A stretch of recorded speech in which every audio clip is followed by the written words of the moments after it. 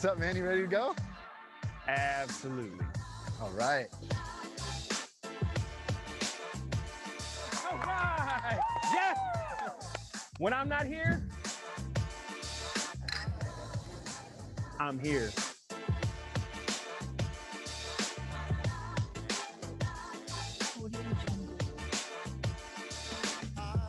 And when I'm not here, I'm here!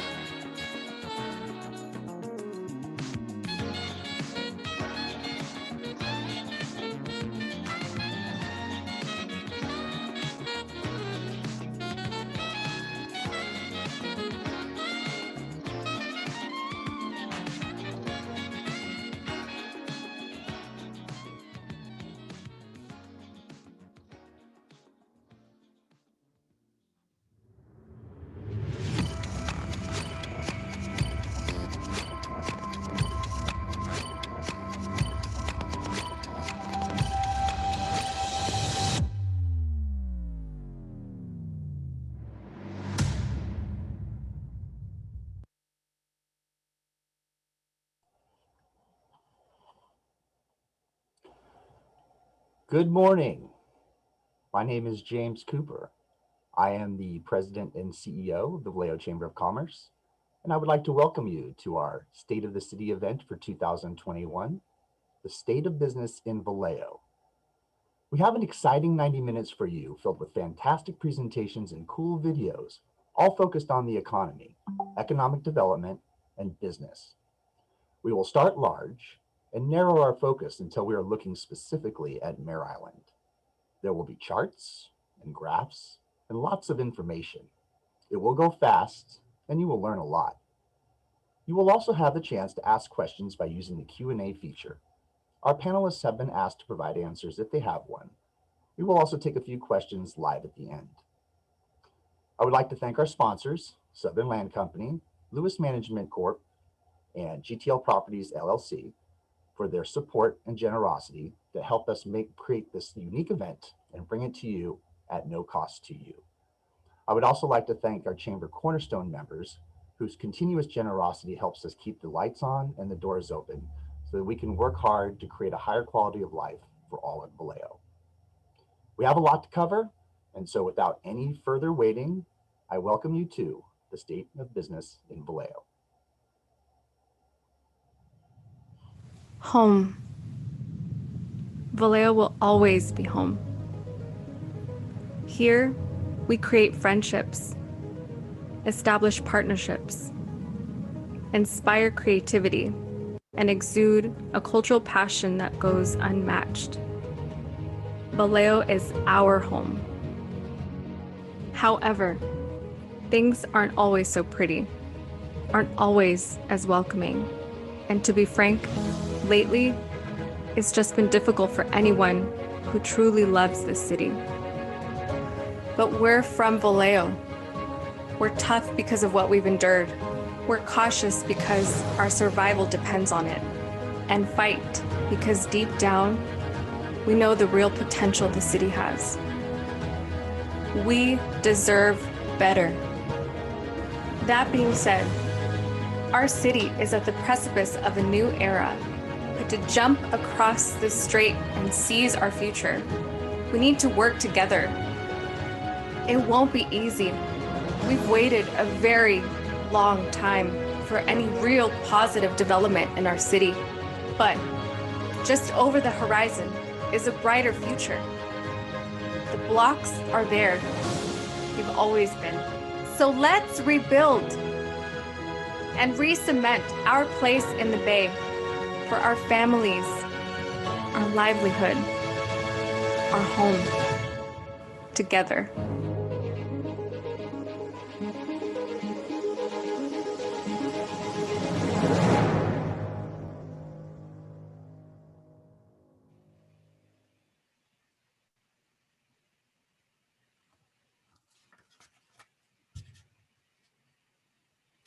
Good afternoon, everyone. This is Shauna Gilroy, the 2020 and now 2021 board chair for the Vallejo Chamber of Commerce. I really wish I was seeing all of you in person today. Wow, what a year we have had. Nobody could have predicted the type of year we were facing in 2020. We've suffered as people, as a state, as a county, and as a city. We have businesses that have struggled and some that have closed their doors for good. Our businesses are still struggling, and now more than ever, shopping local has taken on a more important role. Our chamber had to make some tough decisions in our quest to do right by our members and our community. So I want to recognize our amazing staff and the sacrifices they've made over the past year, and also our board members who stepped up when they were needed. While the whole world was shutting down, the chamber was still working to promote local businesses. Nothing has stopped the chamber from that mission in the 100 plus years we've been around, not even COVID. As always, the chamber is open to help you and to direct you to resources that may be available for your business. But it wasn't all doom and gloom. We've continued to move forward as much as possible and have accomplished some great things over this last year. There's new development happening all over town and some new businesses open despite the difficulties. Our community has grown closer and learned how to support each other. There's a sense of partnership that shows our resilience and our flexibility. We learned that we can do hard things. Today, we'll take a look at the economic impact COVID-19 has had on our state, our county, and our city, and take a look at our accomplishments from 2020 and what's to come in 2021. This past year has definitely been an experience to learn from, and I look forward to the new growth that will come after this storm. I hope you enjoy today and the information that will be shared with you. We have some great reasons to be hopeful, including today's major sponsor, Southern Land Company, and their plans for Mare Island. Thank you for joining us today, and I look forward to seeing you all soon in the near future, hopefully. I hope you enjoy today.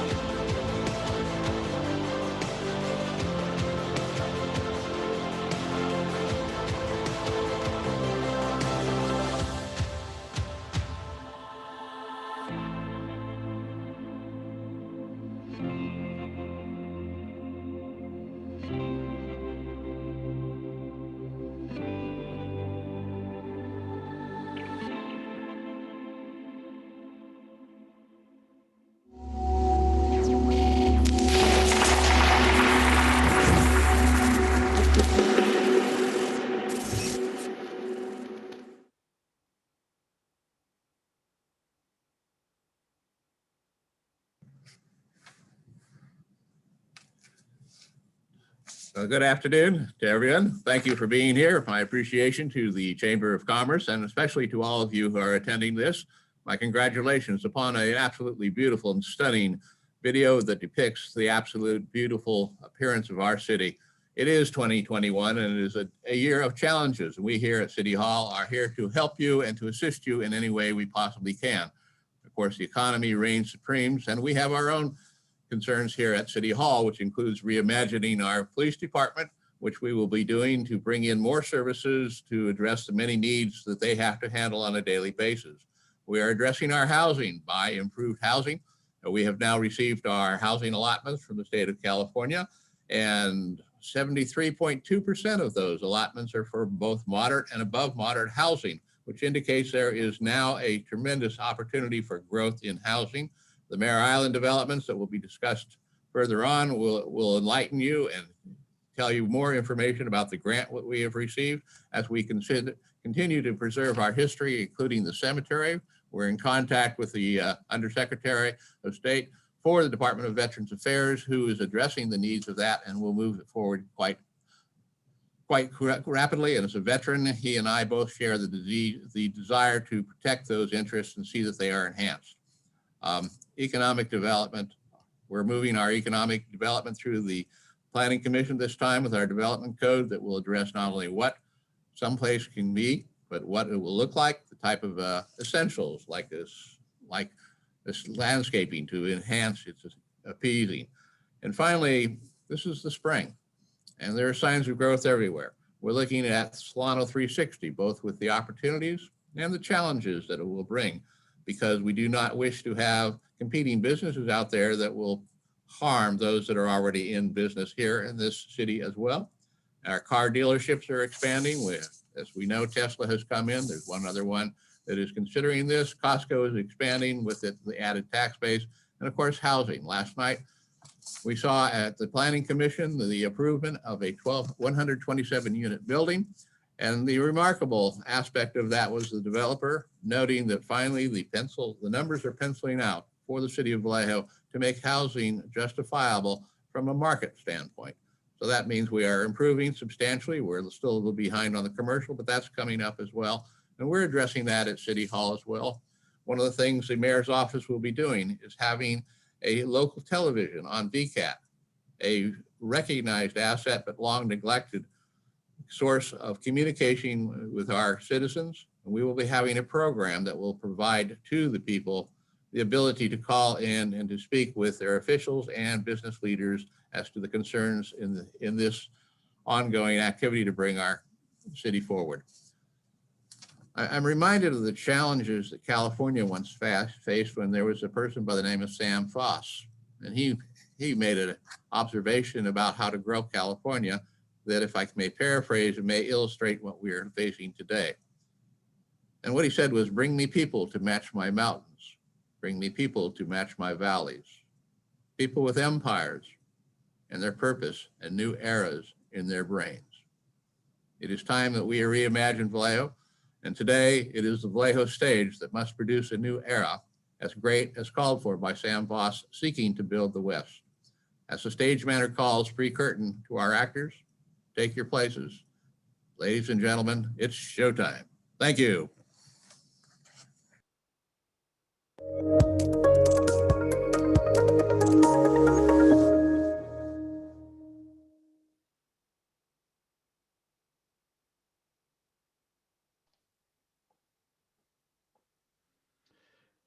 Good morning, folks. My name is Rob Eyler, and I'm going to talk to you today about the state of the economy and try to weave in parts that are pertaining to Vallejo. Next slide, please. Next slide, please. So what I want to start with is what economists are watching this year thus far. So in 2021, we're looking at how the Biden administration is looking at another round of fiscal stimulus. We should expect something in the next 10 days or so because there's some deadlines looming with respect to the last round of fiscal stimulus and the extension of unemployment benefits and other items from that original or from that second round of legislation. We're watching the vaccines proliferate and hopefully going to be efficacious enough to reduce caseloads and reduce the risk of having another stay-at-home order, shelter in place, whatever you want to call the social restrictions. We're trying to avoid having that generalized again. But unfortunately, our lower income workers and households have been affected the most by what happened since March 2020 to our economy. And there may be some lingering effects on that I'll talk about in the next few slides when I get to the industrial breakdown of jobs. Starting with that at the US level, this is what the industrial breakdown looks like in terms of job losses initially. So this is April 2020, looking back 1 year in percentage change terms. So these data should be seen as what percentage of jobs were lost compared to 1 year before for each one of these months. So we had April as the blue bar, November is the next one. Next click, please. This is December, so now you can see some of that original recovery momentum starting to fade, and then the next click is going to show you January. So those percentage changes should be read as, for example, on the far right-hand side, hotels and motels, which the sort of fancy word for it in economics is accommodation as a group, that about 1 in 3 workers who had a job the January 2020 have lost a job as of January 2021. So 1 in 3 workers in that industry. In this slide, you're going to see a comparison of the Great Recession's recovery period and when we actually got back the number of jobs that we had lost from November 2007 forward compared to the current recession. And you can see the current recession is there in that sort of modified V-shaped recovery pattern at 93.7. Now what that means, and that's not a radio call number, It is 93.7 is the percent of jobs that are currently in the American economy for people working versus where we were January 2020.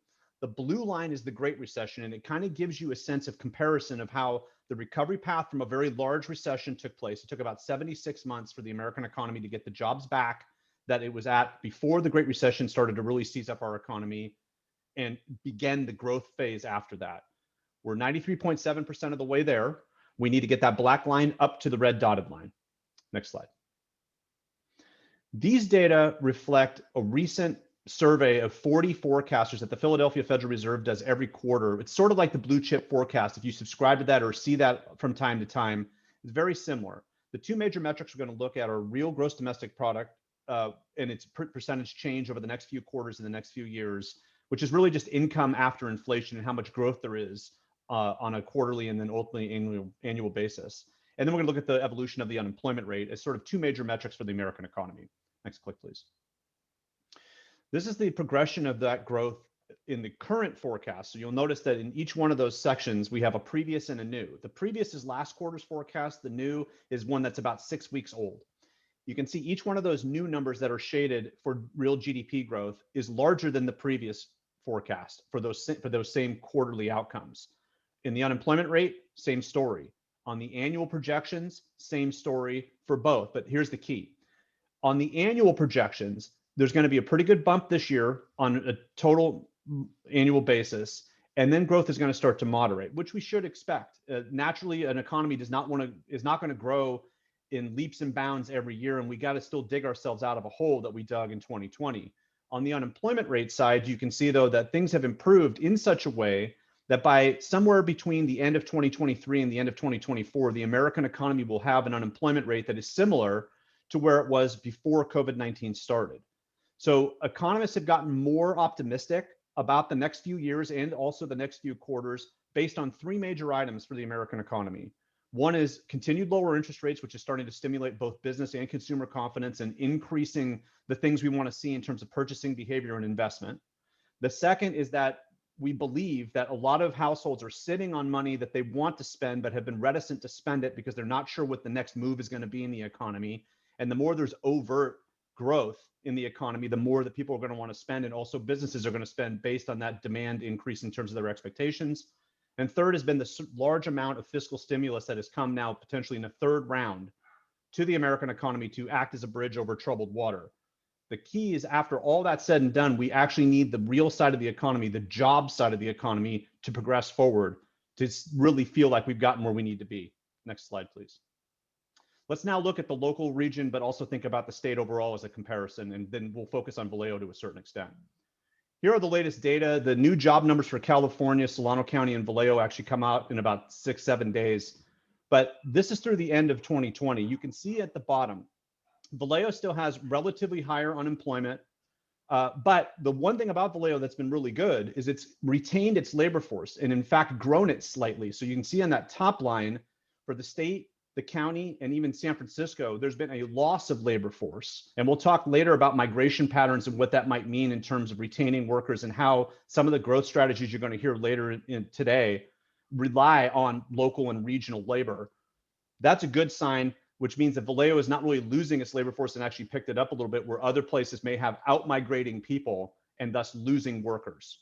So while there's still a relatively high unemployment rate, some of that might be because the labor force is picking up and people are coming back into the labor force looking for work now that conditions have been made better.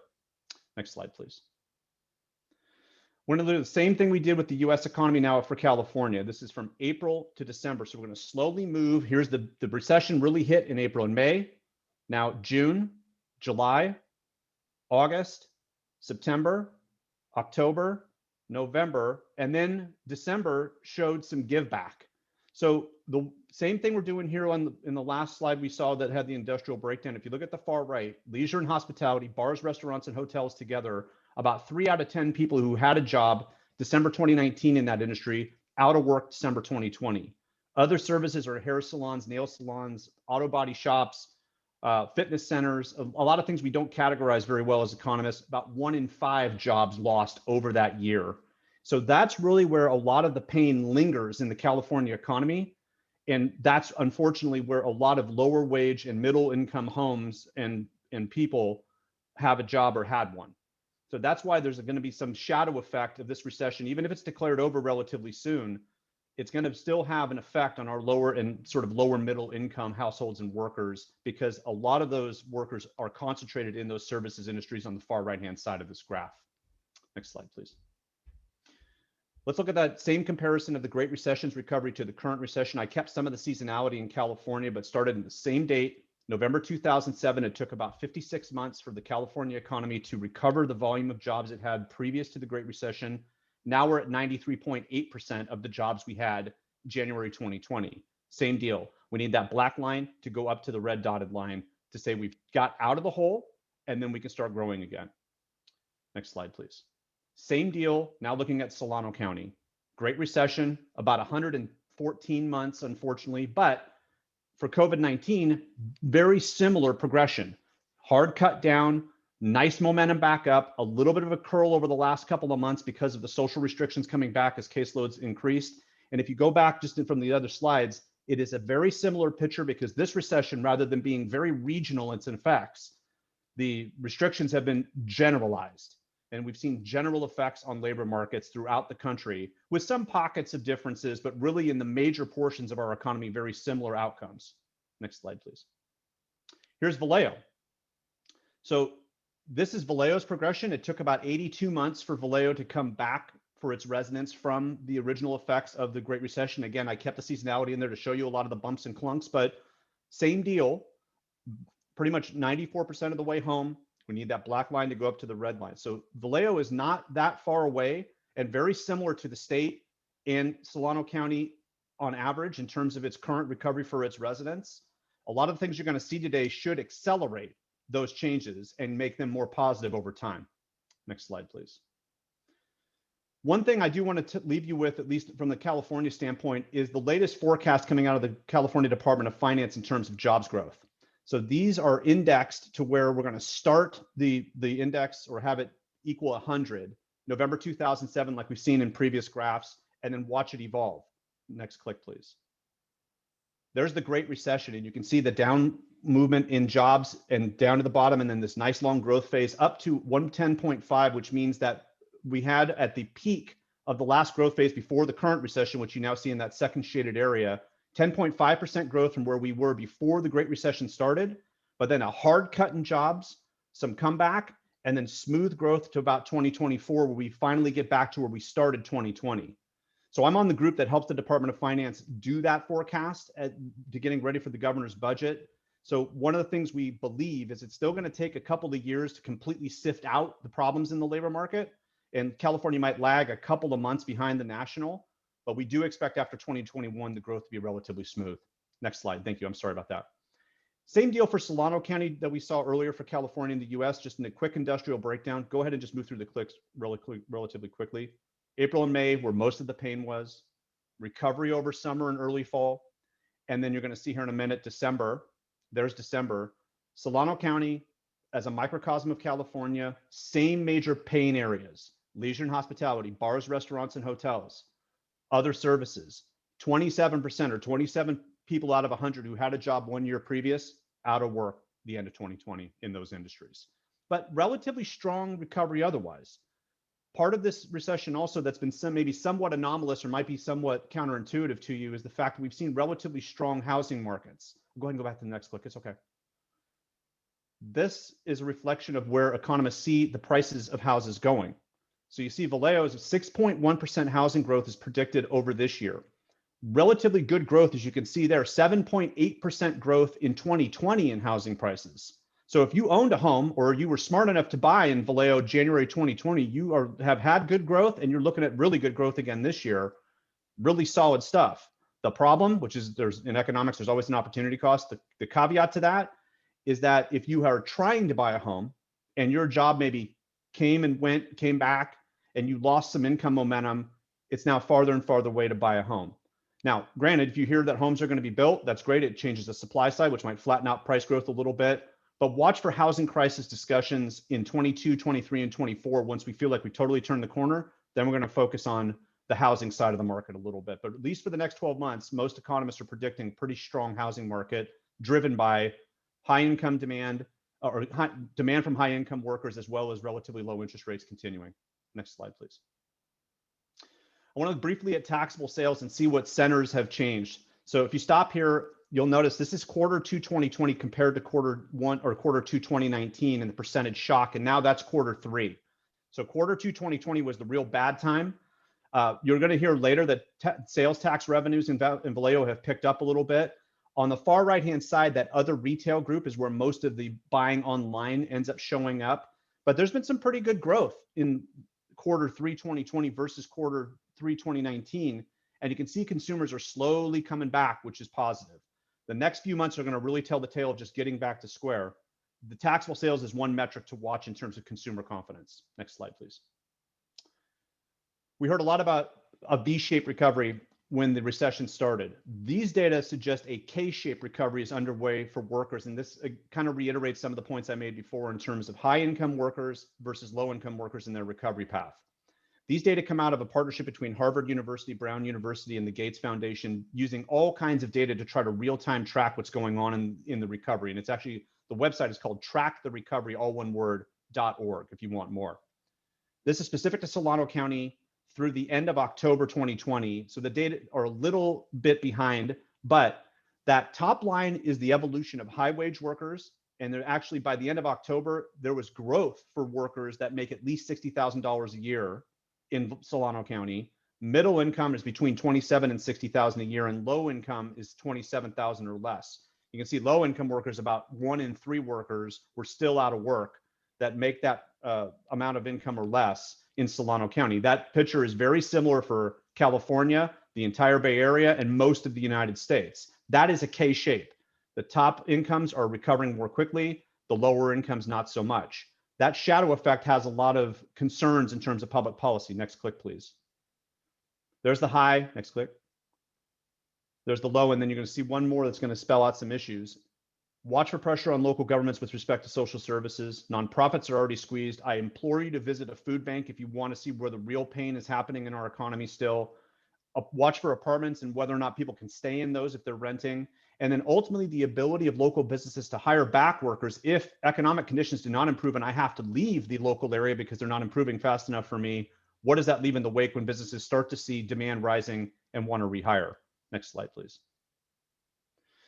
So let's now look at migration patterns as best as we can figure out. I get a lot of questions because we hear a lot about a flight from the Bay Area and a flight from California.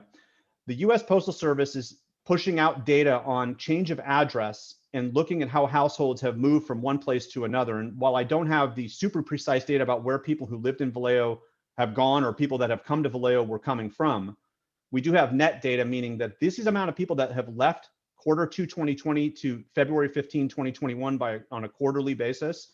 And the next click is going to show you those that have come. And then the next click is going to show you the net change. So in Vallejo, we've actually had a net change of households, a negative throughout this recession. But what we don't know is the composition of those households and how they're changing and how much of that is a Bay Area general phenomenon that will reverse itself once people come back to the office. So if you have residents whose work is in the core Bay Area and they don't have to go back to the office, some of them have left for lower cost pastures. We will see if that continues, but these data are a microcosm of the Bay Area. San Francisco, according to these data, have lost 15% of their households over the last 4 quarters.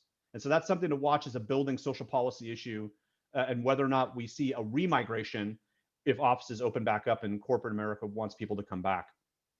So I'll leave you with this. On the economic development side, small businesses are still going to be hurting.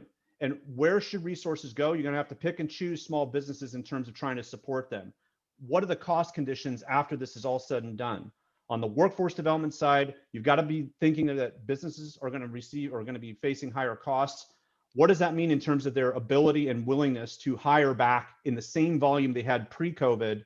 And that reticence to spend might mean that demand does not come back structurally quickly. You might see a little bit of a pop in 2021 and then some flat period as people try to figure out their economic lives.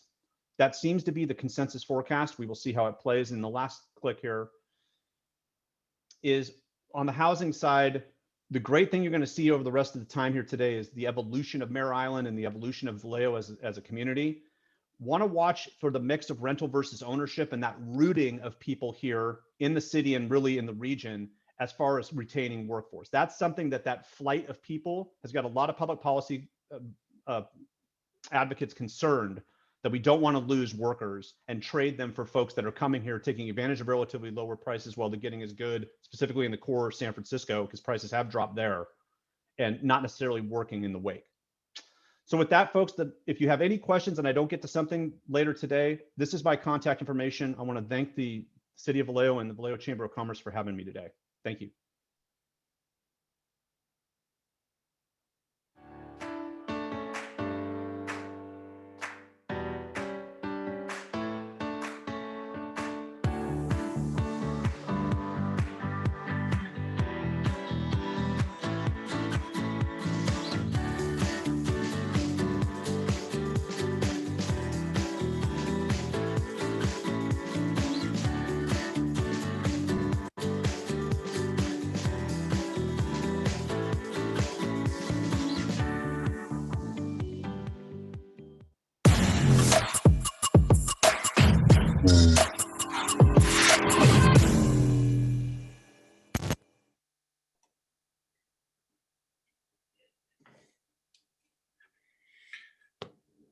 Hello, everybody. My name is Bob Burris. I'm the president and CEO of the Solano Economic Development Corporation. Honored and very pleased to be in front of you today. Very excited to share with you some information about the region that we work. As a brief background, the Solano Economic Development Corporation is a nonprofit organization supported by all of our cities, the county, and several private organizations and companies throughout the Solano region and beyond. The City of Winters is also a supporter and investor of our organization in Yolo County.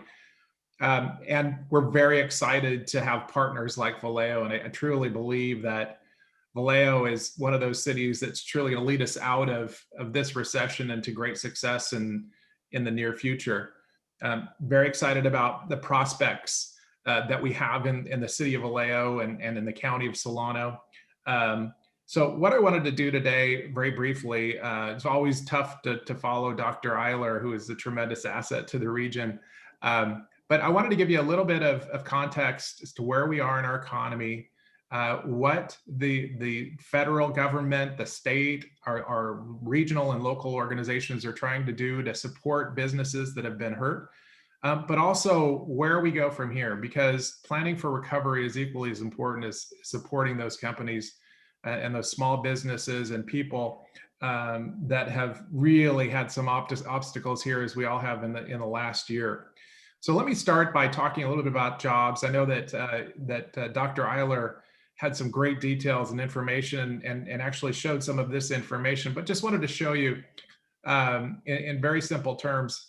This was the sort of the hole in our economy. These are where our jobs started in March of last year, and month by month, how those jobs, those non-farm jobs in our region, have slowly come back. But with obstacles from COVID and regulations related, we've sort of capped out simply because there are things happening that really won't allow that growth to occur. So when Dr. Eyler is talking about a return to normalcy or the shape of the recovery curve, I think that when we start to see a real improvement in the numbers based on vaccination and other things, I think we are going to see a quick snapback of some of these numbers, and others will take much longer. Next slide, please, Manny. So, and I wanted to show you again, very much like Dr. Eyler's graphs. I wanted to show you in each sector, when we're talking about the whole of this recession, where we've seen the deepest losses and where we've seen sort of bits of recovery in the last month or so. So the blue is really the depth of the job loss in each one of these areas. And you can, of course, see leisure and hospitality, where we see our storefront entertainment venues lost, of course, the most. And we've even continued to see that in recent months, especially with this return to a more regulated environment with the holiday increase in infections for COVID, where we've seen glimpses of hope and strength actually in some areas. Construction. I think that one of the reasons that we fared really as well as we have is because construction projects, both housing and commercial, as well as those companies that have assisted in the rebuilding of the North Bay post-fire, that's kept a lot of jobs in place, and those are good paying jobs, and we're excited about that. Manufacturing as well. While those are numbers that are down, we are seeing a return to normalcy in those areas, and relative to the larger amount, not so bad. So where do we dive in? So policy intervention, these are the programs that have been put in place by the federal all the way to local partners. And the reason behind these policy interventions, and some people call it stimulus, and I know that that's what's being discussed in the news, but really this is meant to keep the demand and our way of living, quality of life somewhat stable as we move towards recovery of the pandemic. So to mitigate the loss of income and demand, so making sure that people still have money in their bank accounts, and that we have the ability to buy our essential goods and move through life and pay for what we need to pay through to keep our households in place. To reduce the amount of business failure and reduce, of course, the amount of homelessness and decline of households and income. To keep those essential industries like grocery stores and everything from veterinary care to all of those things that we depend on as households in place and moving forward. Of course, preventing a financial meltdown, and that's where we move into a longer recovery, like we saw in our last recession, making sure that our financial institutions, local and larger, stay solvent. We want to incentivize new investment and hiring, and that's what I was talking about, those opportunities, taking advantage of those and protecting welfare and high-risk communities. So where do those policy interventions and programs come from? It's everywhere from the Federal CARES Act, and we've seen everything from PPP loans to changes in our IRS tax structures and deferred payments, all the way to our local programs such as grants from our city governments, our Solano SBDC, and economic development partners such as the Solano EDC. Next slide, please, Manny. So these programs are coming from a number of different levels, as I've mentioned.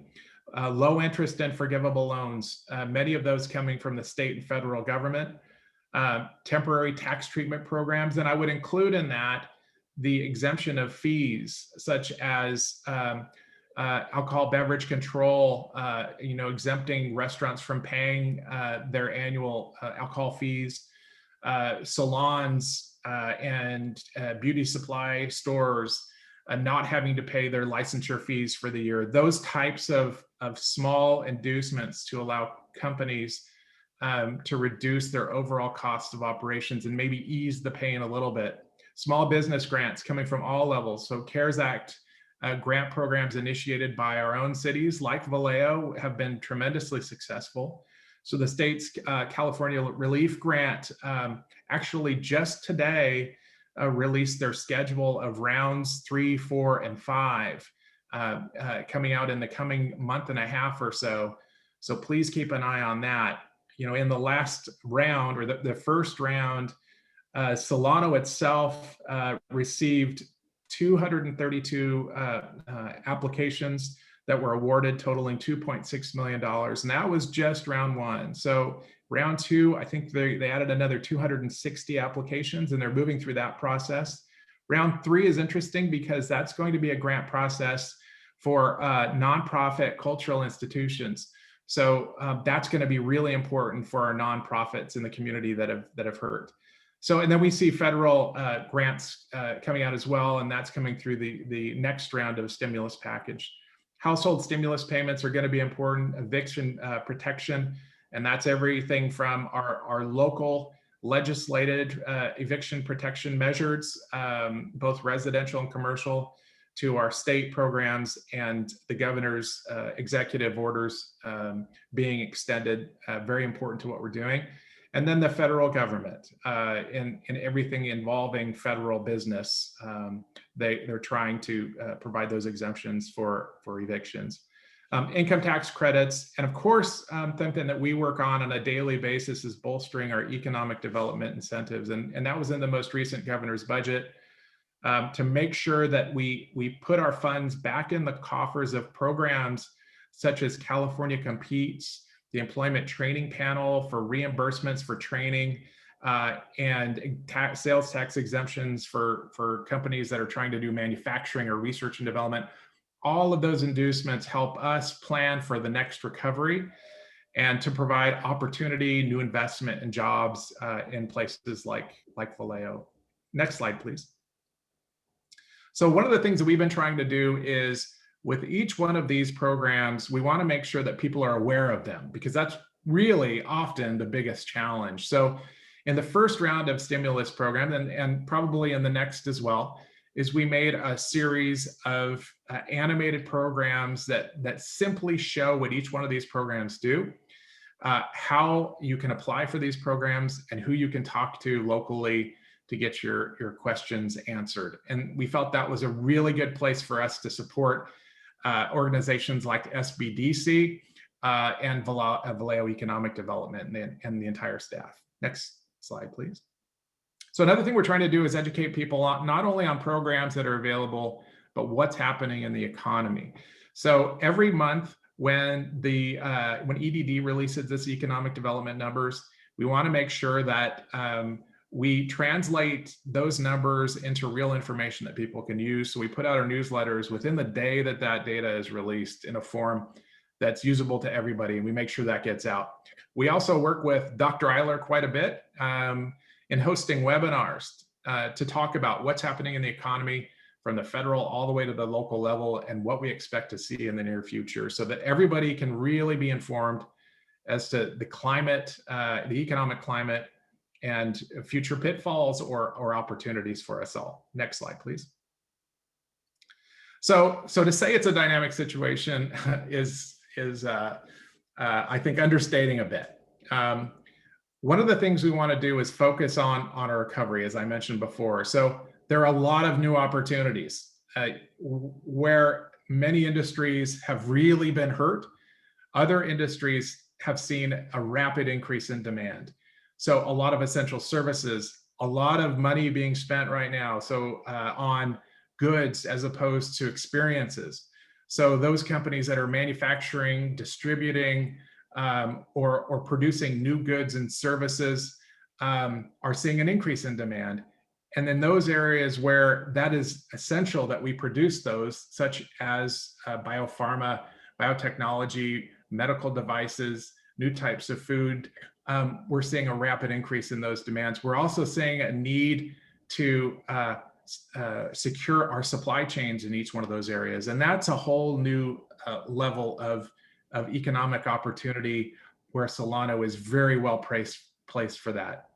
That migration of talent out of the Central Bay Area, we are capturing some of that, and that's going to create some opportunities and changes for us as well. As talent comes into the area and new faces, there are new opportunities for investment and entrepreneurship. As I mentioned, companies are supplying their or securing their supply chains domestically as international trade has become a little trickier. And then, as we move down to the bottom of this list, we're seeing the food industry change rapidly, from food quality to the types of packaging to delivery. The whole chain, the whole continuum of food is changing, and that's creating a tremendous amount of opportunity for Solano and Vallejo. Next slide, please. So that's why we've created, as the organization that's really meant to go outside of Solano and talk to companies about coming into our area, investing and taking jobs. We create ad placements like this one that talks about the ability to scale in our area, that we have a valuable and abundant labor force, that we're, from a proximity standpoint, connected to everything. And and allows access to all of our markets, as well as a strong labor pool, as well as a consumer base that's really second to none. So we want to make sure that we're getting all of this information out in targeted areas that have the greatest amount of impact. Next slide, please.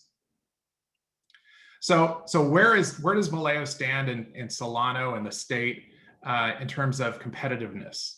And I'd say second to very few. The proximity and access is very key. Having a waterfront and coastal environment is incredibly valuable. And the ability to connect not only by land, by highway, by rail, but also by the ferry system is an exceptionally valuable and rare tool. Having an abundant labor pool is also very important. And not only in Vallejo, I know we want to get as many people in Vallejo working as we possibly can and good paying jobs. So we want to create those opportunities, but we all share a common labor pool, and the regional economy will kind of heal and grow as one to a degree. So we want to make sure that we're working regionally and we're working with all of our sources of talent throughout the region in a good way. So we're involved in that very heavily right now in training and education. And there's new development opportunities, of course, and diversity is second to none, really. I mean, it's been actually stated in many publications around the United States that Vallejo is one of the most diverse cities in the country. But with those, what I like to talk about, I know we're going to talk about a little bit more later in this program. Solano 360 and Mare Island are incredible opportunities for Vallejo. I mean, real opportunities to make Vallejo a true destination in all of Northern California. And what happens when that destination status starts to grow, then you're bringing in demand, and then you're not talking about, you know, a share of the investment and a consumer dollar pie. You're talking about growing that pie so that more people, more businesses are able to grow and grow in substantial ways, and you'll see the economic impact grow very quickly. So I wanted to go very quickly into an area that we're focusing in on, that food and beverage innovation, in addition to advanced manufacturing and life sciences. So why? So it's a national prerogative to strengthen food supply chains, of course, for safety and for making sure that continuum of food production stays in place. We already have a strong base of food and ag production, and we have world-class science research institutions and medical institutions, medical school right there in Vallejo, as well as some of the largest research institutions in the United States, north and south of us. Global Center for Innovation in the San Francisco Bay Area, fast-growing sectors in the food and beverage development industry, real estate to be allowing to scale, of course, the labor market, access to marketplaces, international investment within the region.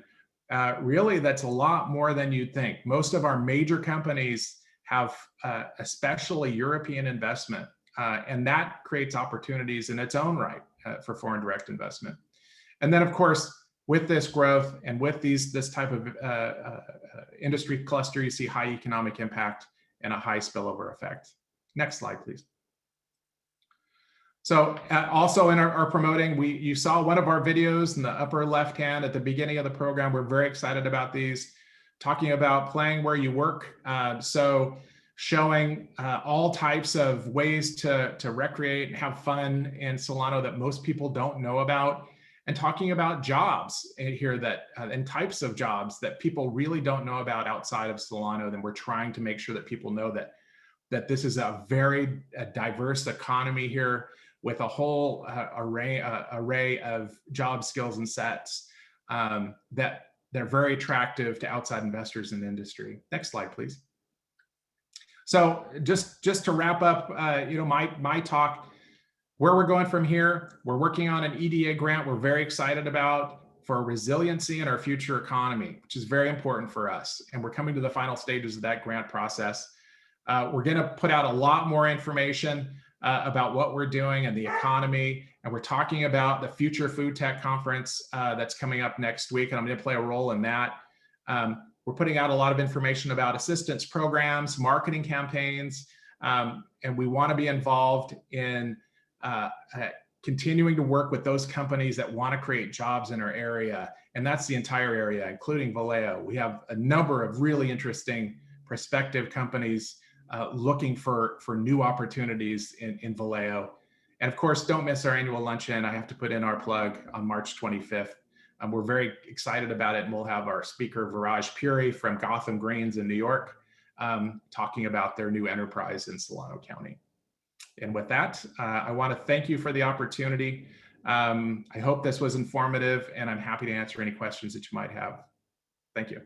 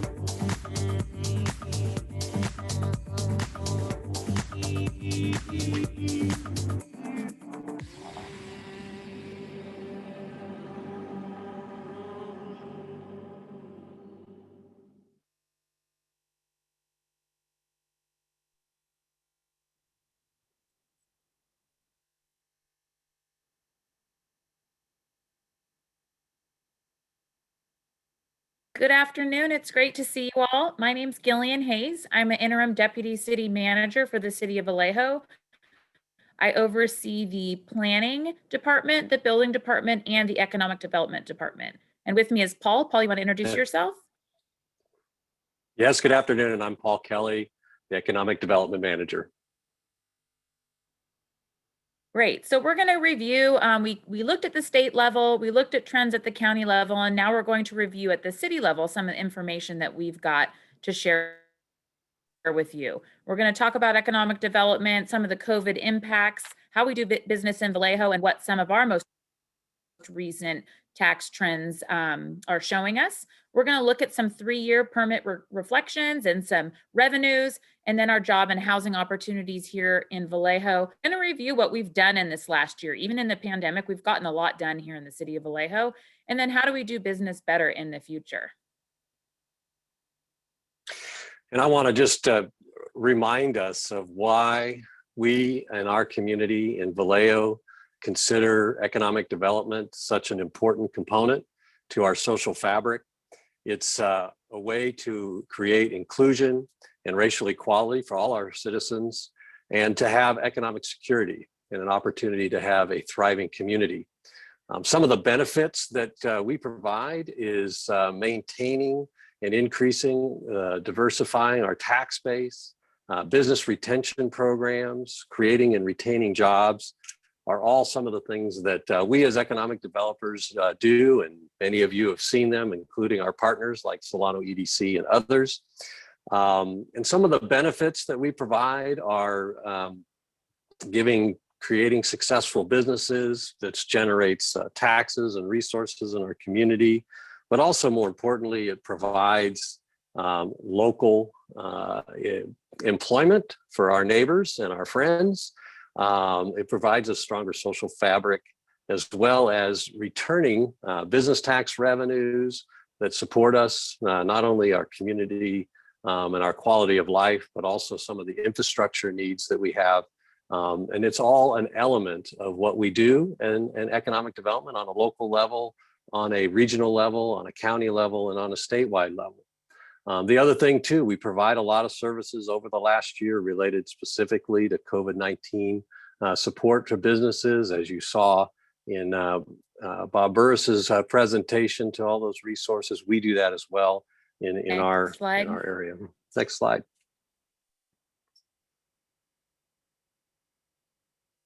So basically, as Paul mentioned, we've had to pivot quite dramatically during this COVID over the last year. We've provided staffing and response plans, pivoting to remote work rather than in person. But the biggest pivot, just like restaurants were ordered to close by the state government and the county public health orders, we had to close our front counter access as well, initially for 6 whole weeks, and then we reopened in a slightly changed manner over the last Memorial Day weekend. And then most recently over the holiday breaks, we did have to close for 4 weeks again. We had to change our permits. We had to change the fact that if our counter was closed, how could we pivot and allow permits to still be submitted? We put a drop box out in front of City Hall. We allowed permits via email and mail-in checks. And we also took some of that information online. We did take a large cut to our revenues and permit numbers because of that closure and the other effects of the pandemic itself. We've lost staff members during this process. And then we've had to be super creative, working with the chamber, working with other community partners, contractors, business owners, to try and change the way that we process things and allow for some free and streamlined processes, including outdoor dining permits, personal services outdoor permits, allowing for fee deferrals in the building permit process, and then providing, like I said, that smaller front counter Monday through Thursday opening from 10 to 2 p.m. And then also the small business loans program are a lot of the ways we've pivoted. And then, as mentioned prior with Dr. Eyler, I wanted to just reiterate an element to our local economy as it's spelled out here on our sales tax revenue. We obviously saw a significant impact and reduction in revenues during the March through June period, but really July through September, Q3 of last year. As you can see by this chart, we actually had a slight increase in revenue to the city, but you can see that things like hospitality and restaurants, fuel, and local small businesses and stores are significantly down, and the trend is to big boxes and online sales. That second chart there shows a big increase in online sales tax revenue, as well as building supplies. And what this really shows is an indicator of how our small businesses have been impacted. They are hurting. You've heard that in some of the other comments, and the need for some of the programs that we did locally to support our small businesses, but also the need to preserve our job capital so that there'll be employees ready in the labor force when those businesses recover, and also the real need to really make Vallejo a place to live, play, and shop local. Next slide. So this is going to give us just a little insight into the past 3 years. So building permits on the left, planning permits on the right. 2018, about 3484 permits. 2019, 3,800. And 2020, we topped out at 3,084. So a slight decrease in building permits, 800 over the last year. But I'm not too upset about that, because it could have been a lot worse. With the pandemic and the impacts here, we are tracking relatively closely to the last couple years. What is really interesting to notice is that the planning permits went up quite a bit, 236 in 2018, 242 in 2019. And then in 2020, we saw 266 planning permits. So these are entitlements, which in the future will result in building permits. So what we can see here is that the trend is continuing to increase on the entitlements, which then people are planning ahead for their future building permits. Next slide, please. So this shows our revenues, 2018, 2019, and 2020, 3.2 million in 2018, 2.9 in 2019, and then 2.5 in 2020. So about $450,000 less than last year. And we take into account the 4-week closure and the 6-week closure. So 2.5 months of really starkly decreased revenues. So if you go to the next slide, we can take a look here about our monthly revenue for planning and building. And you can take a look at 2019 is the blue bar, 2020 is the orange, and 2021 is the gray. So in January, you can see this January, we actually exceeded last year's revenues. So we're on that upward trend Dr. Eyler was speaking of. So if you want to go back into 2020 and in February, we were higher, obviously before the pandemic. In March, mid-month, the pandemic hit and we were slightly lower. And then as you see the closure in April and most of May, we were closed. We see those dramatic decreases in revenues. We open back up starting in June, and then you'll see it's very interesting. As we provide open counter hours to the public access, July, August, and then September, we exceed last year. October, we exceed last year. November, we're a little lower, and then December, we exceed. So it's interesting to track that recovery in as far as revenues are concerned. The dip is there. We understand the dip is there when it's closed, and then it begins to track again pretty well once we're open. So for me, it's showing me the revenues and the permit numbers are increasing as we provide that access to the community. And I will just mention, and in Solano County, our city really was the first one to reopen after the initial closures as soon as it was safe and possible, and the state and the county allowed us to do so. And that is definitely reflected here. These are the permit numbers, building by month and planning by month. And again, you'll see we were tracking pretty good. April and May kind of had a hit. And then go ahead and look all the way on the left-hand side to building permits in December. Woo, as soon as we were able to open, those numbers went through the roof. Again, planning permits in 2019, 2020, and 2021 over the summertime and even through the fall. Those planning permit numbers are increasing every month. So that's a great sign for future development and potential building permits and revenues in the near future. And I think we've already heard from Dr. Eyler related to the unemployment rate, but we keep track of it. And I really just have this chart here to just show the example of the low unemployment numbers prior to the impact of the pandemic, and then the bounce, and then the recovery. And so let's move to the next slide and just mention a quick analysis that we pay attention to, that there, some good news. There are still people opening new businesses in our community. The new business licenses are less than the previous 2 years, but we still have them. And one of the things that you see in the charts that Gillian showed related to planning is the number of people that are thinking ahead and that they recognize that the recovery is coming.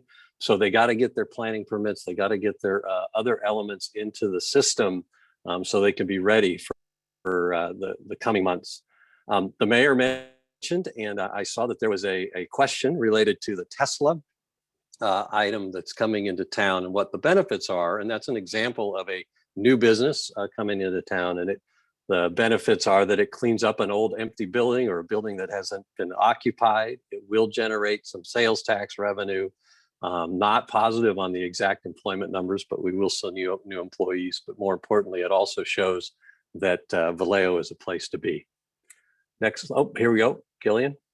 Yeah, so it's really interesting to see in 2020, we had 41 building permits for new housing units. If you want to press that one again.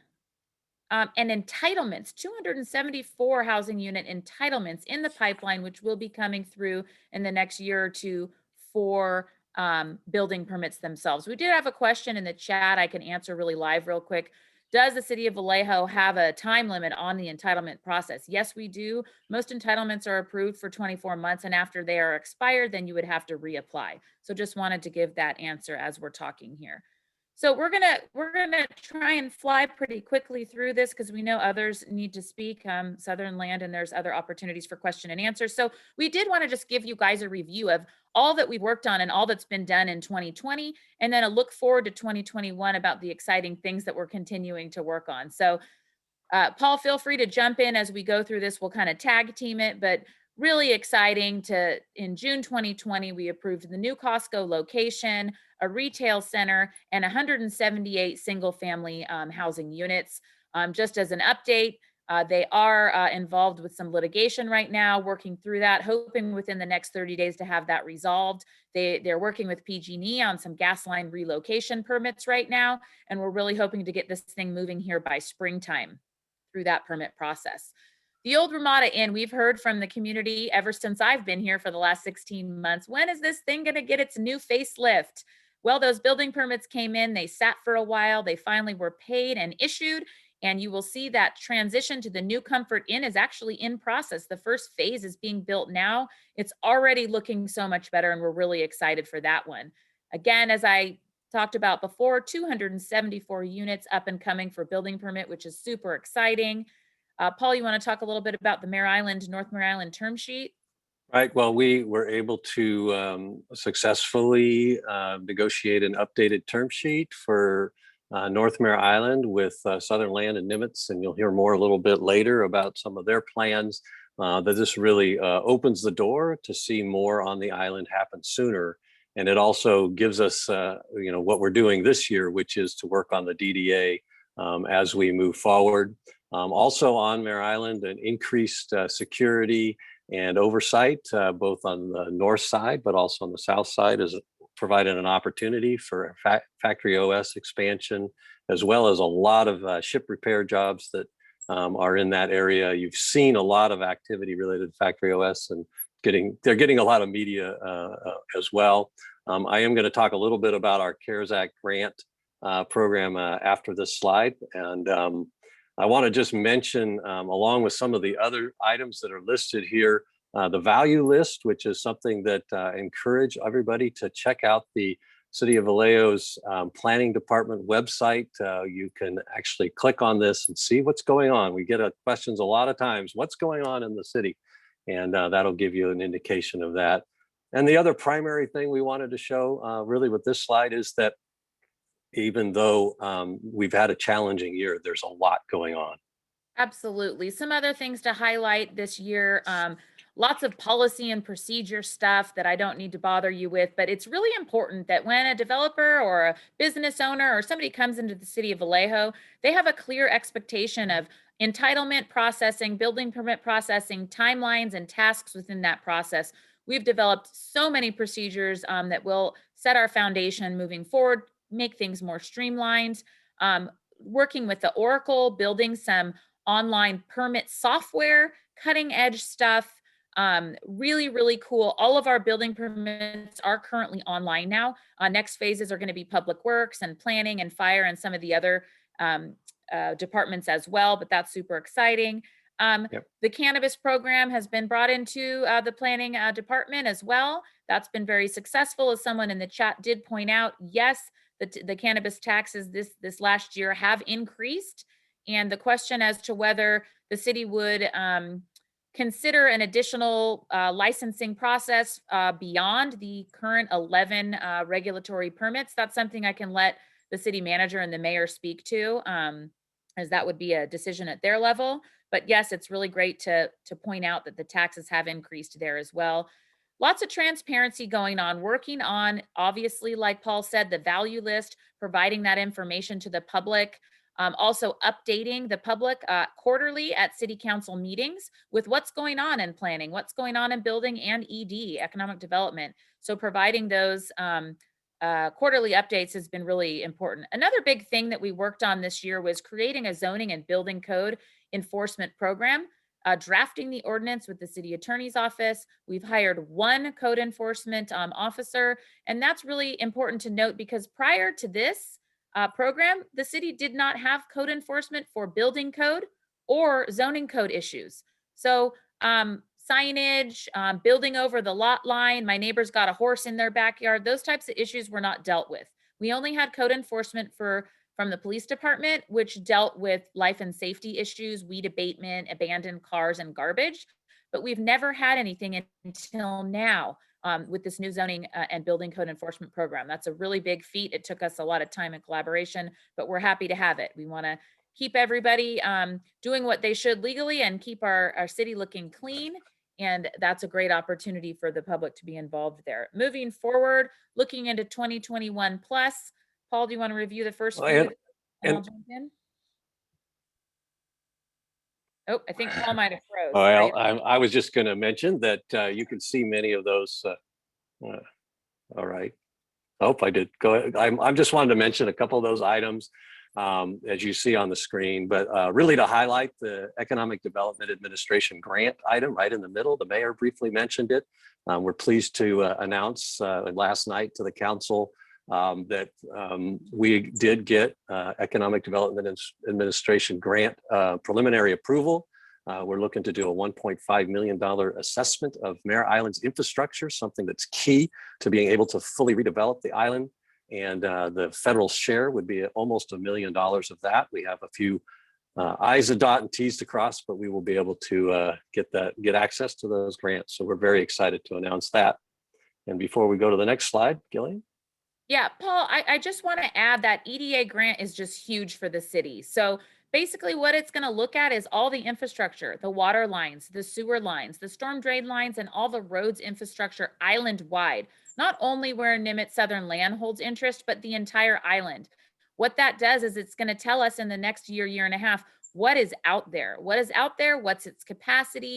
And what do we need to do to increase that infrastructure to be able to support that future development that we all want to see on the island? So this grant is an awesome opportunity for the city to get a jump start on preparing the island for the development. What it also does is it allows us, once we implement that infrastructure assessment, it allows us in the future to apply for additional EDA grants for that infrastructure installation. So this is a really, really exciting opportunity that the mayor mentioned in the beginning, and that we have worked with all of our departments, water, public works.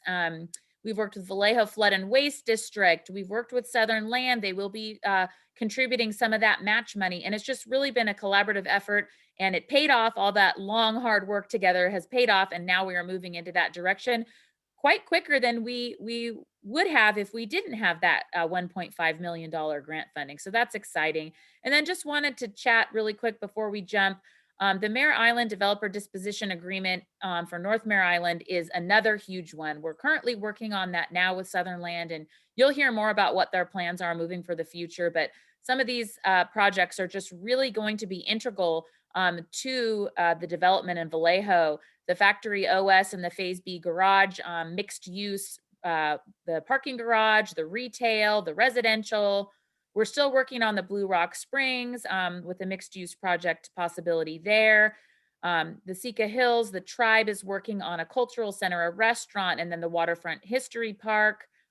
Another big thing that we did was this zoning code, and this is going to be coming before Planning Commission March 15th for a recommendation and for approval recommendation, hopefully, and then back to City Council in April. Basically, this code really is helping streamline our development processes. It's that clear path, that roadmap forward on how to get through development, how to put in a new restaurant, how to, get a new business license, making it clear, concise, and streamlined. Staff is recommending, based on public input, increasing hours of operation. At this current code, we're limited to midnight. We are suggesting we open that to 1 a.m. for that economic development. And again, less parking requirements, quicker permitting processes. All of these things are contained in this new zoning code, much easier to read and to get through. Again, as mentioned prior, Solano 360. We've got some pictures coming up of some of the new projects that we're excited to get working on. And I would like to mention, last but not least, the old Kmart site and the old Walmart site both currently have conceptual design applications in. Yay! It's been a long time coming, but we're super excited to see some activity on those locations. And as soon as we have some more info to share, we're working out some design details now, but we'd be glad to share with whoever's interested. Really great feats. Next slide. Next slide. Okay, I wanted to just touch on briefly the Vallejo Small Business Microgrant Program that we did back in September and October of 2020 and distributed the funds in December. First of all, a big thank you to the City Council for willingly putting aside some of the CARES Act monies, $250,000. And there was a question in the chat, so I wanted to make sure that we just highlighted briefly. There were over 190 applications. We funded 43 businesses, were awarded a grant. As you can see by this chart, it supported 175 jobs in our community. 72% of the awarded businesses were less than 5 employees, and the average age of the business was 11 years. So we had a lot of long-standing businesses that were able to get some resources.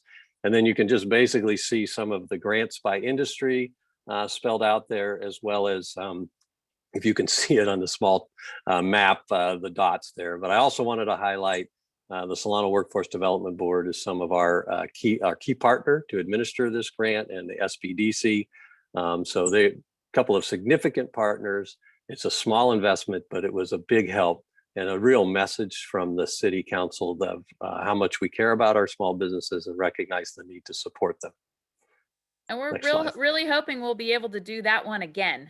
Hopefully we can get some more stimulus money and work on another program just like that again.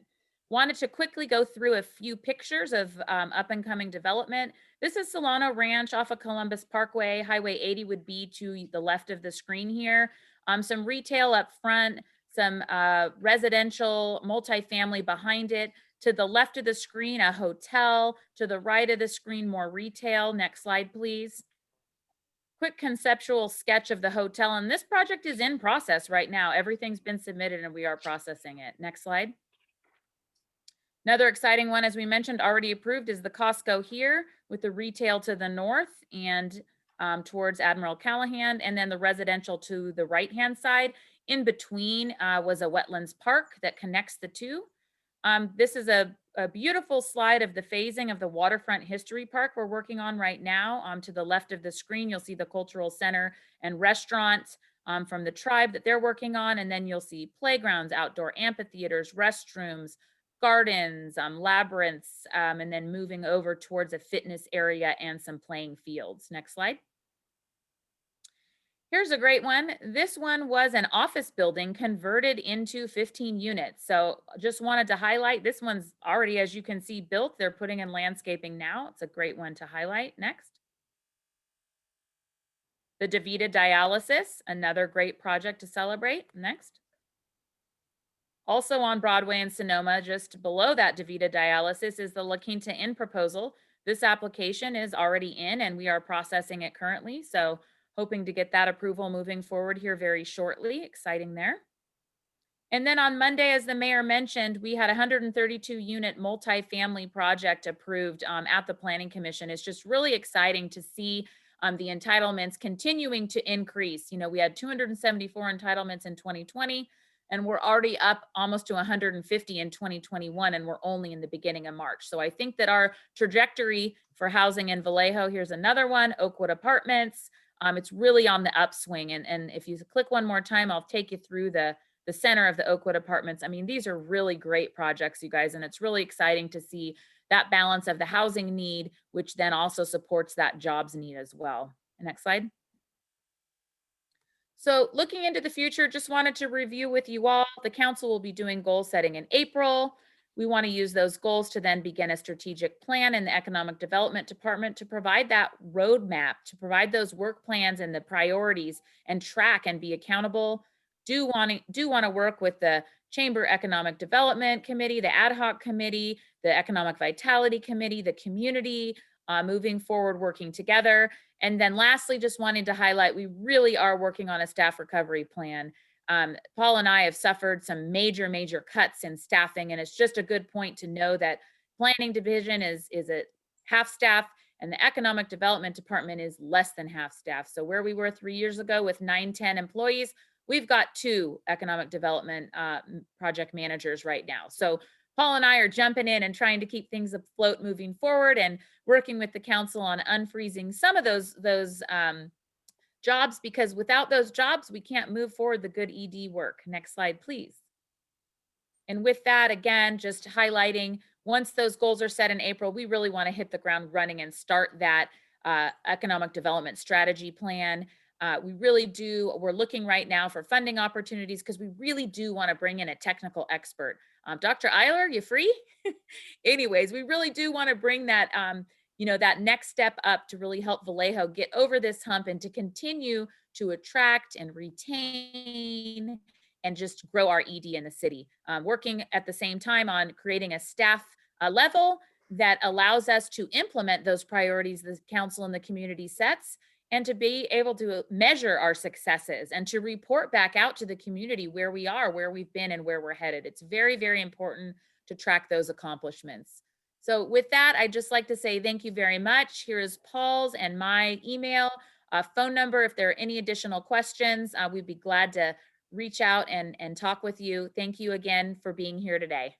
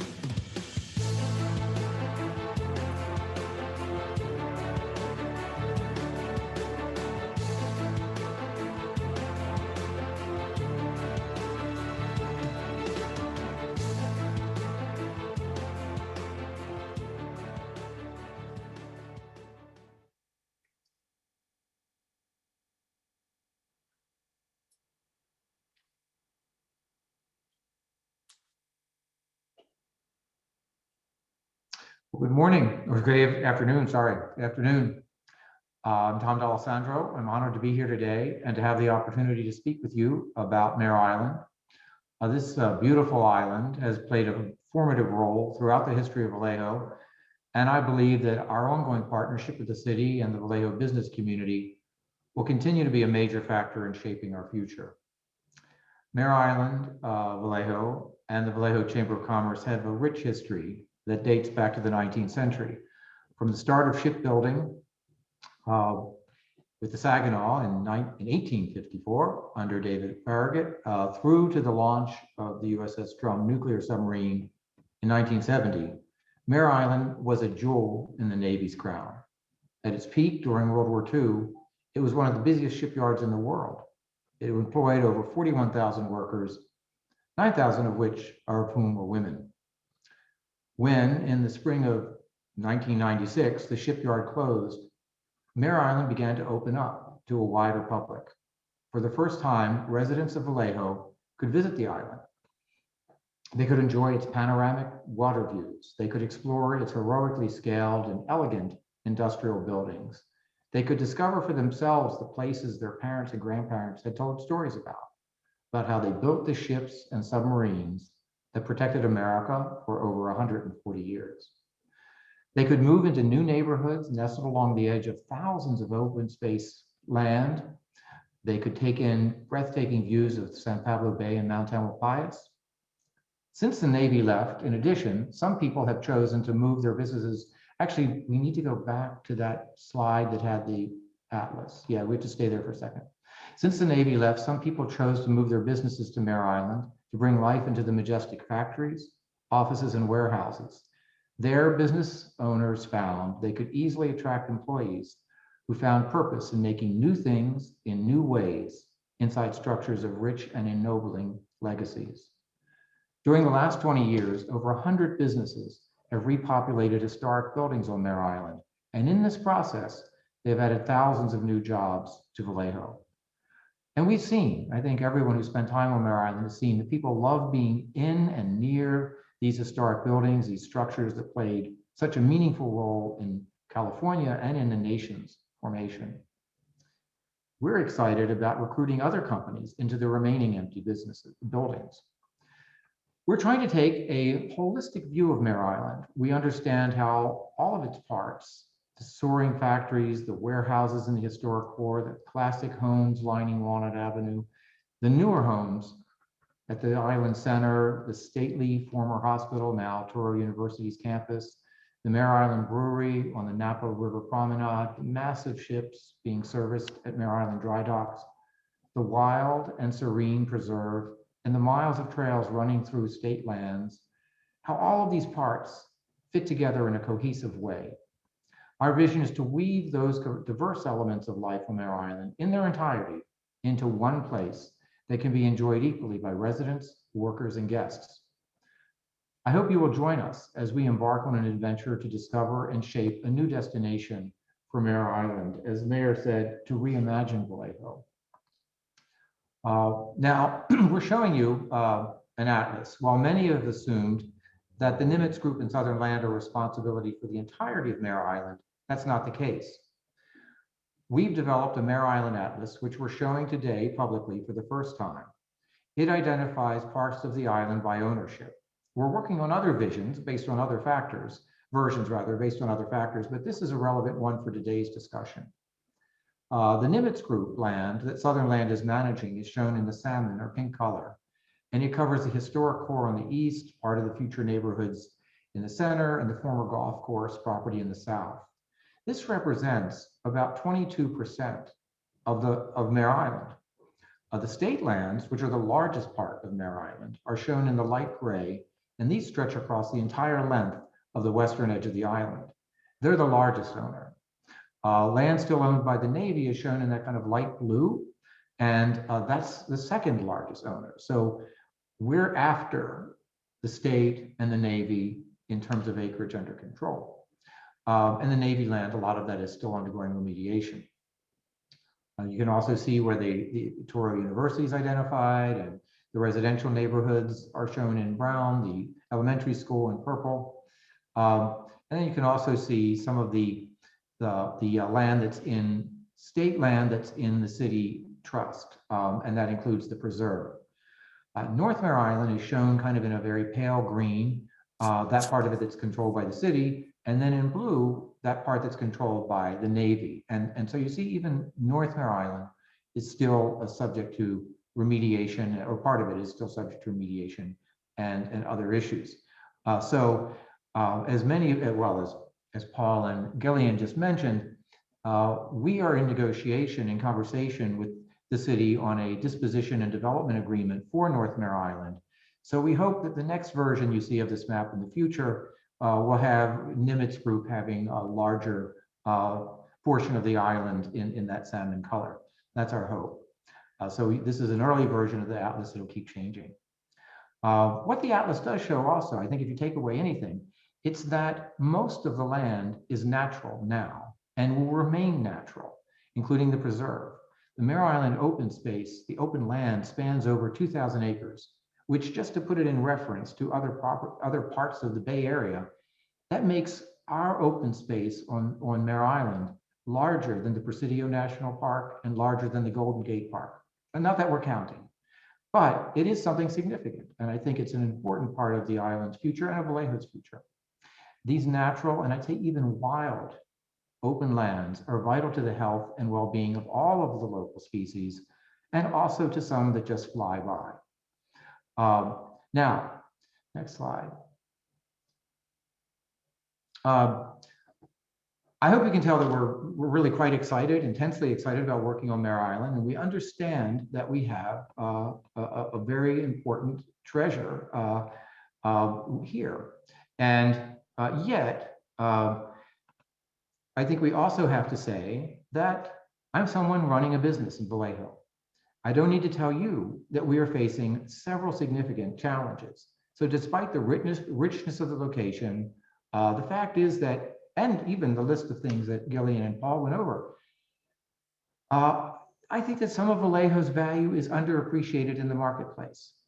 In the development arena, sometimes market revenues are not fully covering costs. Even in existing buildings in attractive locations, we see they're not able to attract tenants. They remain empty, and this is across Vallejo. So I think what Gillian and Paul were showing was that's beginning to change, and that's very positive, but we still have a long way to go. And I'm really committed to finding a way of assessing the strengths and weaknesses of Mare Island and Vallejo in the marketplace, of taking an honest and clear-eyed look at Vallejo from the point of view of prospective residents, businesses, and guests, and learn what we need to change in order to earn their patronage. We've been conducting research to discover what specifically would strengthen our appeal in the eyes of potential customers who right now are not choosing Vallejo or Mare Island.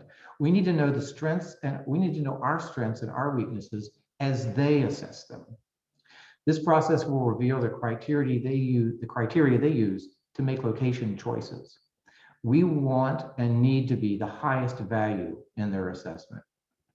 Our greatest challenge on Mare Island is to determine, with all of us on this call, what will entice people most to choose Mare Island, to choose Vallejo over other places, to choose it as the preferred place to live, the preferred place to work, the preferred place to play. So we invite, by way of this conversation, any observations you've seen with your customers, why they've chosen it, why they've not chosen it. If you have prospects, this would be tremendously helpful to us and in making Vallejo and Mare Island stronger. Now, not everything's a challenge. We've also had, I think, some very enviable success in a promising and growing sector of our economy. This success has been in the area of digital design and fabrication. And actually, when Robert first mentioned advanced manufacturing, that's another word for it, or sometimes called Industry 4.0.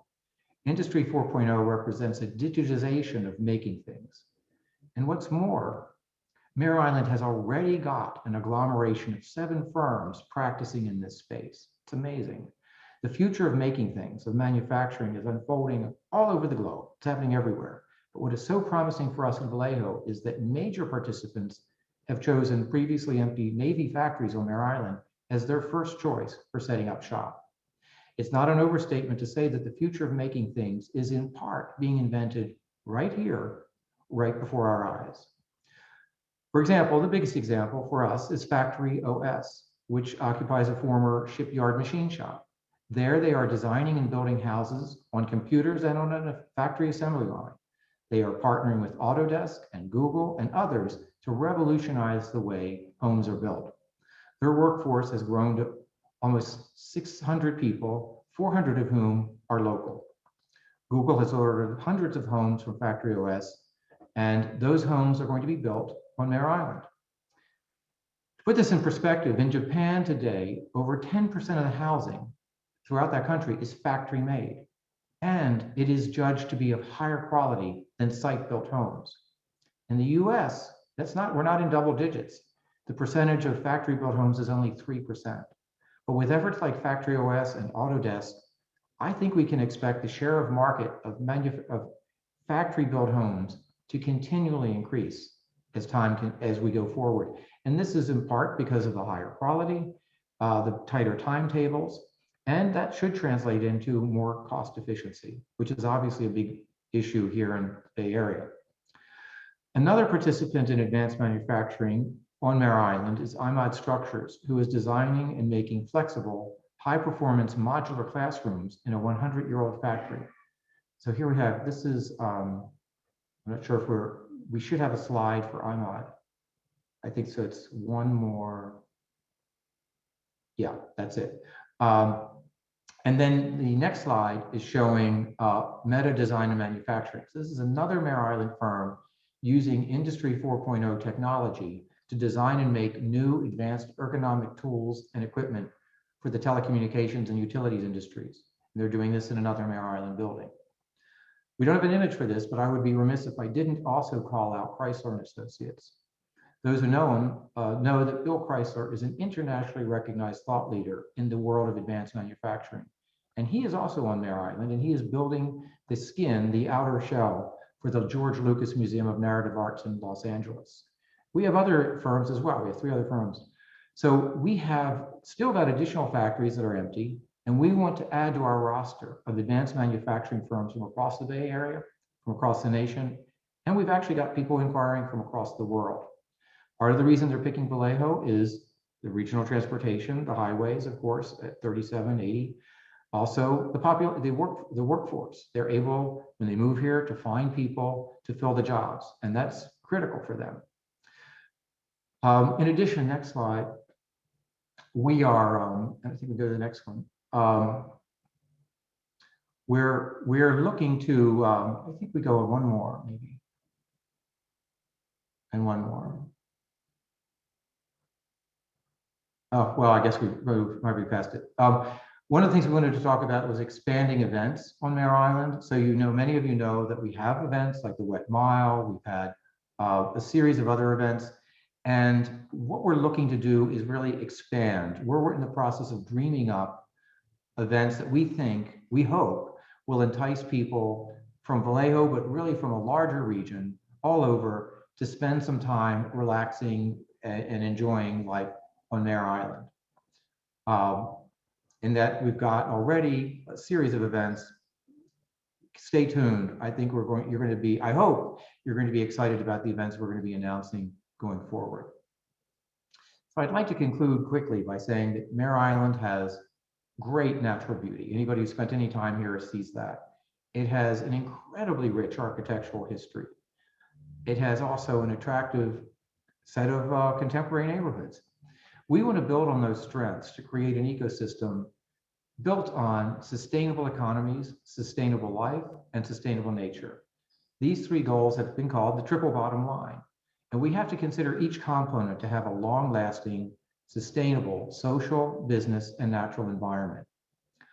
Our attention now, with that in mind, is turning to our overall plan, our specific plan. We're in the process, early stages of working on this.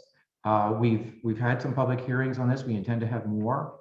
Our intention is to co-create with you a plan that looks at the island as a whole, not piecemeal, to integrate all of these different aspects of the island and weave them together into a comprehensive place.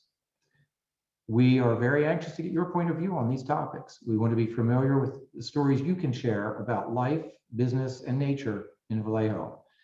We invite you to share your dreams of what you think Vallejo and Mare Island can become.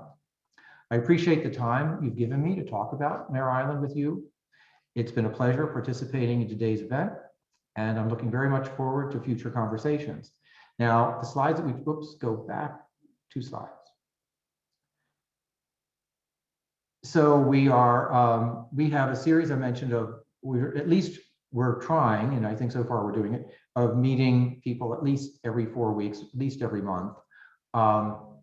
This next one is tonight at 5:30. So a good part of what we do tonight will be covering this in a little bit more depth.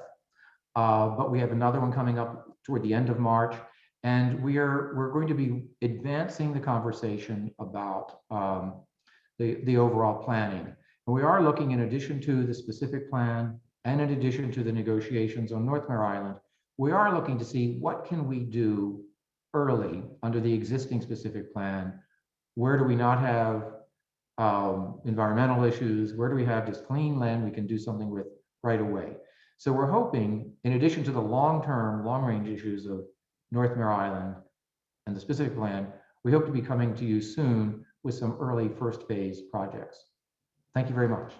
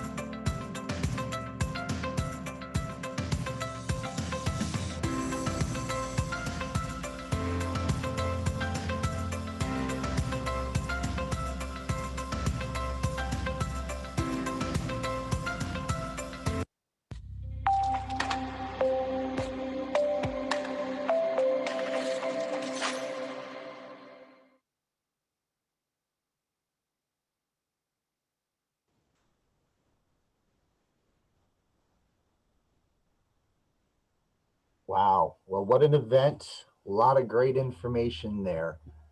Thanks to all of our speakers and all of our attendees for being with us today.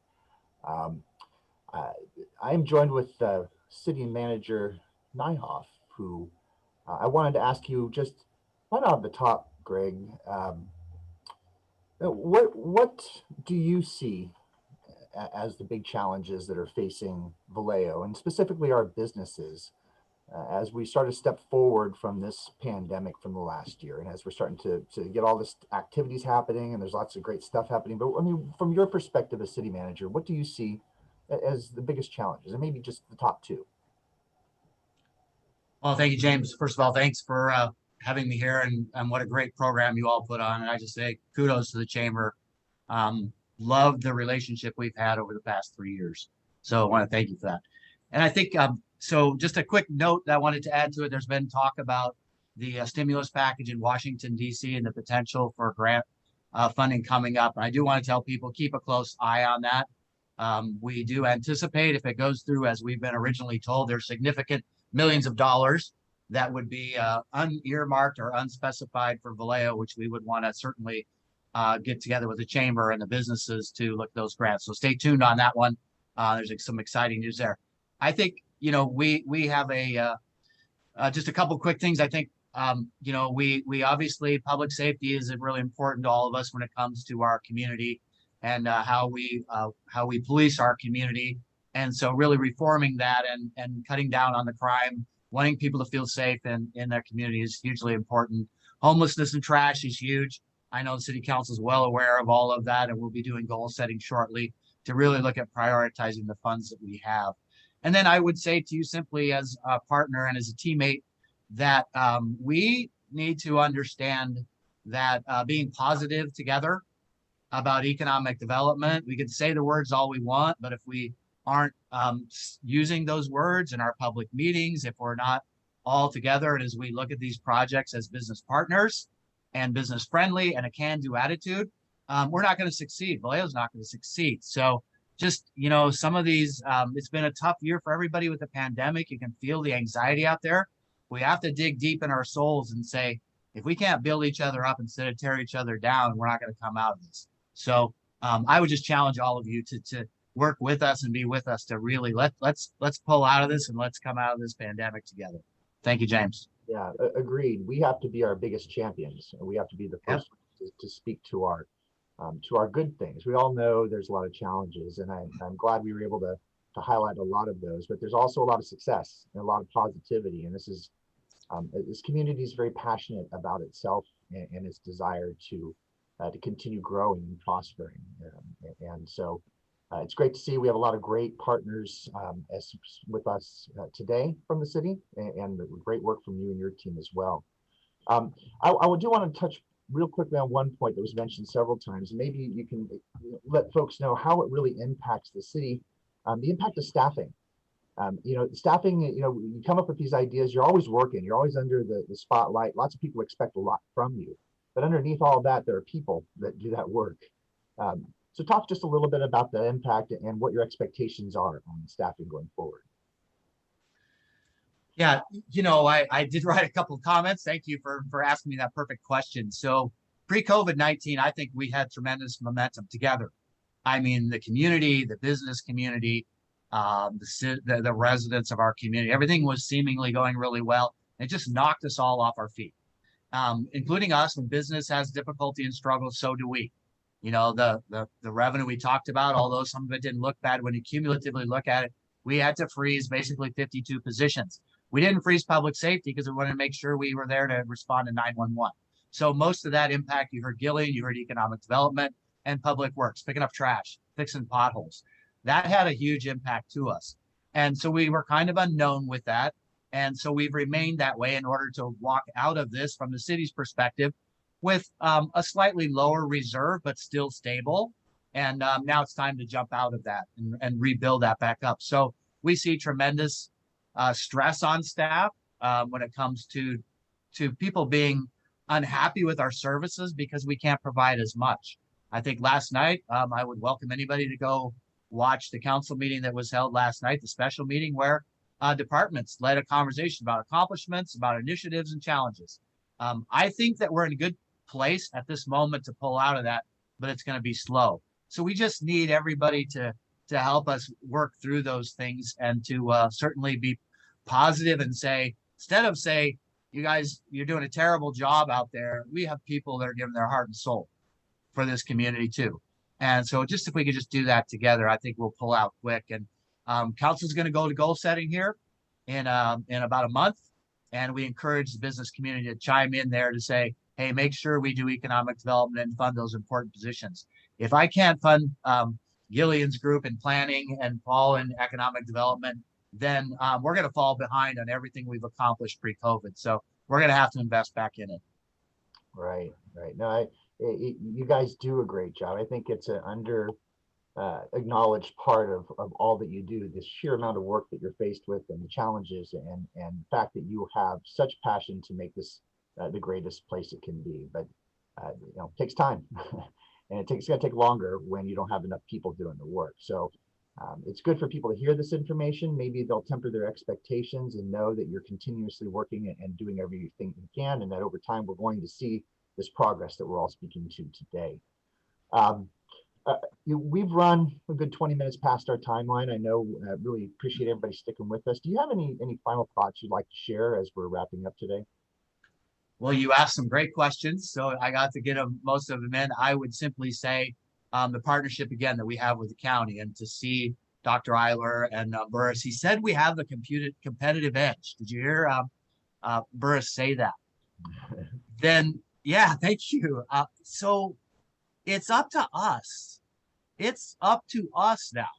And it's important that you pay attention to, as things go through planning commission, through city council, to hold us accountable and keep an eye on us so that everything we're doing is pushing forward and our eyes are focused on economic development. We have to have it. There's no other way our community is going to pull out. Those jobs and the revenue are essential to us pulling out of it. So I just say this to you is economic development in words means nothing. Economic development in action and how we are co-partners with our businesses and with our developers is key to success here.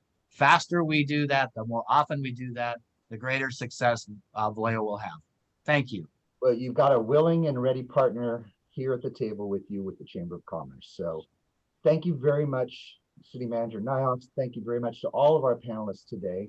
And I want to give a real quick and very special shout out to Manny Angel with Visit Vallejo, who is the wizard behind the screen and has put all of this together, kept us on track today, and built some pretty outstanding videos that we'll probably be seeing a lot more. So with that said, thank you to everybody for joining us for the 2021 State of the City event called the State of Business in Vallejo.